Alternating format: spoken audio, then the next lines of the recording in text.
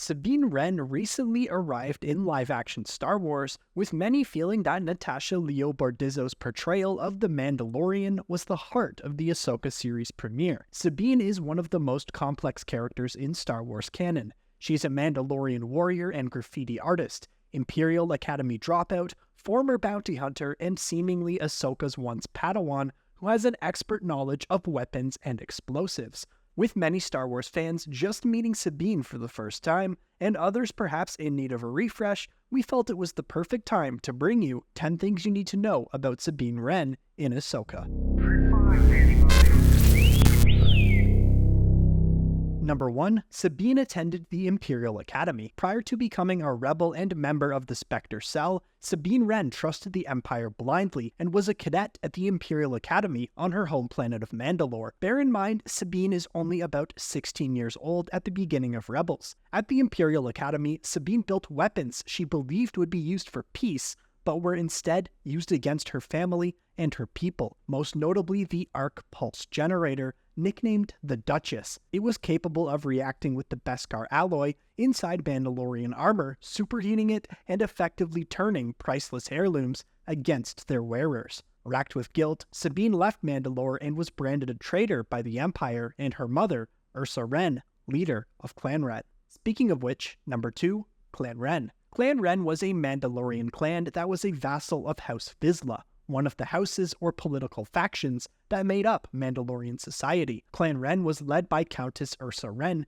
again Sabine's mother, and also consisted of her father Ulrich Wren and brother Tristan Wren. During the Clone Wars, Clan Wren aligned itself with Death Watch, but Ursa Wren joined the Mandalore resistance group under Lady Bo-Katan Kryze. Like Bo, she fought alongside Ahsoka Tano and the 332nd Company during the Siege of Mandalore. When Sabine spoke up against the Empire, her family sided with the Empire, branding her a traitor and disowning her. To ensure the family's loyalty, Governor Gar Saxon imprisoned Ulrich Wren as a hostage on Mandalore. Tristan Wren served in Saxon's elite platoon of Imperial Supercommandos in order to prove his loyalty to Clan Saxon and, by extension, the Empire. Number 3. Sabine was once a bounty hunter. After fleeing Mandalore and the Academy, Sabine Wren became a bounty hunter, something we know Mandalorians fare pretty well as. Sabine worked alongside her friend and fellow Mandalorian whom she'd escaped with, Ketsu Onyo. The two worked as partners before parting on bad terms when Ketsu left Sabine for dead and joined the Black Sun. Meanwhile, Sabine survived and joined the Spectre Rebel Cell, consisting of Harrison Dula,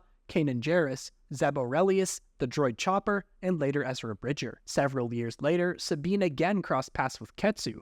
Despite their shared past, Sabine recognized the benefit of giving her old friend a second chance. Her kindness did the trick, and instead of fighting each other, the two fought off their Imperial pursuers, with Ketsu later becoming a powerful ally and joining the rebellion. Number 4. Sabine created the Rebel insignia. Sabine is one of the most colorful characters in Star Wars. She's always sporting a new design as she constantly dyes her hair and repaints her Mandalorian armor. She even completely resprayed a TIE fighter, one of her many masterpieces. But beyond that, her identity as an artist had a huge impact on the galaxy. Sabine loved showing off her handiwork, tagging mission sites with her signature starbird.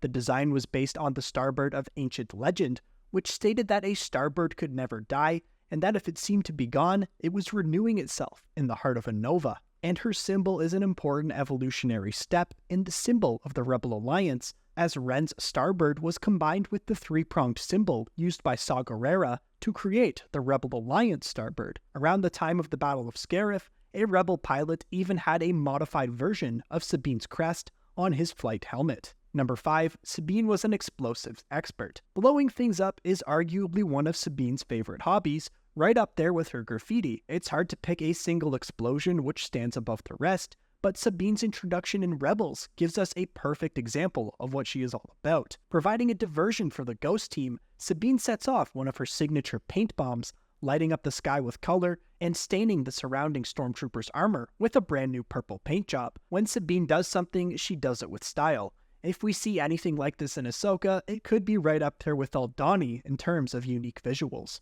Number 6. Sabine recruited Wedge Antilles. At a time when the rebellion was in desperate need of more pilots, Sabine took on a solo mission to infiltrate Skystrike Academy. A former Imperial cadet herself, Sabine's experience, fortitude, and versatility allowed her to lead Imperial defectors into the rebel ranks. If not for her efforts, future rebel heavyweight Wedge Antilles may never have even had the chance to get his start. He, of course, went on to be the only known X-Wing pilot to survive the attacks on both of the Imperial Death Stars. Number 7. Sabine wielded the Darksaber. While hunting down the rogue Sith Lord and former ruler of Mandalore, Maul, Sabine discovered the Darksaber on Dathomir. She initially wanted nothing to do with it, but Kanan and Fen Rao, a Mandalorian protector of Concord Dawn who joined the rebellion, convinced her to wield it so she could reunite the Mandalorian people and bring them into the rebellion. For an already skilled warrior like Sabine, learning to wield the Darksaber may seem like a simple task, but conquering the legendary weapon proved to be a physical, mental, and political battle. Kanan Jarrus trained Sabine in the art of wielding the Darksaber as the two exchanged blows under the night sky. Sabine confronted the pain of her past, the guilt of the weapon she made being turned against her people, and the betrayal of her family when she stood against the Empire. Ultimately, she proved that she had what it takes to bear the weight of the Darksaber. Number 8. Is Sabine Force sensitive? Speculation regarding Sabine's possible Force sensitivity already ran rampant within the fandom long before the trailers for AHSOKA depicted her training with Ezra's lightsaber. Back when Kanan was teaching her how to wield the Darksaber, Hera questioned whether Kanan's different training methods had to do with Sabine not having Force abilities. Or maybe because she doesn't have the Force, you don't believe she can do this? No. The Force resides in all living things, but you have to be open to it. Sabine is blocked. Her mind is conflicted. She's so expressive and yet so tightly wound. She's so... Mandalorian. Ugh, very. A concept introduced back in A New Hope. The Force is what gives the Jedi his power. It's an energy field created by all living things. It surrounds us and penetrates us. It binds the galaxy together. Everyone and everything has the living Force inside of them. Unlike everyone else, Force users, thanks to high midichlorian counts, can access, control, and manipulate the living Force. That ability is what gives Jedi their powers. We don't yet have an answer as to if Sabine could learn to wield the Force or even become a Jedi. AHSOKA has made it quite clear that if she has any level of Force sensitivity, it's much less than any Jedi we've ever seen. But we could see it develop throughout the series. Number 9. Sabine helped to liberate Mandalore. Upon returning to her home world, Sabine's family reunion started on shaky ground, but her brother and mother eventually sided with her against the Imperial-backed Gar Saxon. This eventful Mandalorian gathering ends with Sabine using Ezra's lightsaber to defeat the now Darksaber-wielding Saxon. With her mercy and willingness to break from Mandalorian tradition on display, Sabine spares Saxon. Her opponent, however, still attempts to shoot her in the back, but Ursa defends her daughter and fires on Saxon first. Sabine went on to lead Mandalorian resistance forces in an attack on an Imperial outpost. After a simple battle cry of "Forward," we see Sabine weaving through the battlefield, the Darksaber in one hand and a blaster in the other. Sabine's story as a rebel fighter began when she learned how the Empire planned to use the Arc Pulse generator, and when a version of the weapon was put into use, Sabine found the chance for redemption. Using her wits, she re-engineers the device to target plastoid stormtrooper armor instead of Mandalorian Beskar. But with the help of Bo-Katan Kryze, instead of just turning the weapon on her enemies, Sabine destroys it with a final slash of the Darksaber. She later offered the weapon to Bo-Katan Kryze, whom she deemed to be the rightful person to lead the Mandalorians against the Empire. Bo-Katan was reluctant to accept the mantle of leader, but with the support of the other clans, agreed and accepted the Darksaber. However, Mandalore wouldn't remain free for long, as the Empire massacred the planet on the Night of 1,000 Tears during the Great Purge of Mandalore.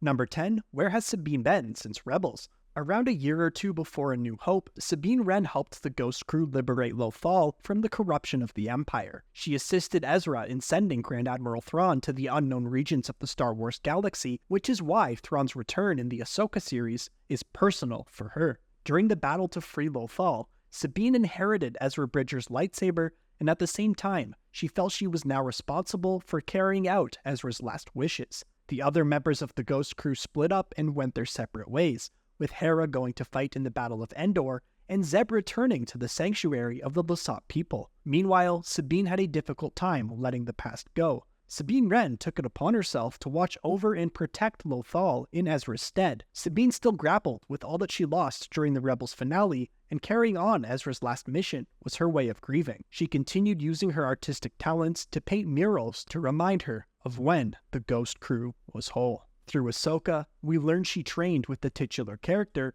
as a Padawan for a time, but the two parted on somewhat bad terms. But Sabine now realizes that there's more to her mission than just protecting Lothal, which brings us to the AHSOKA series, where she looks to bring her friend Ezra home once again. Come join us to chat more at our community Discord server, linked in the description.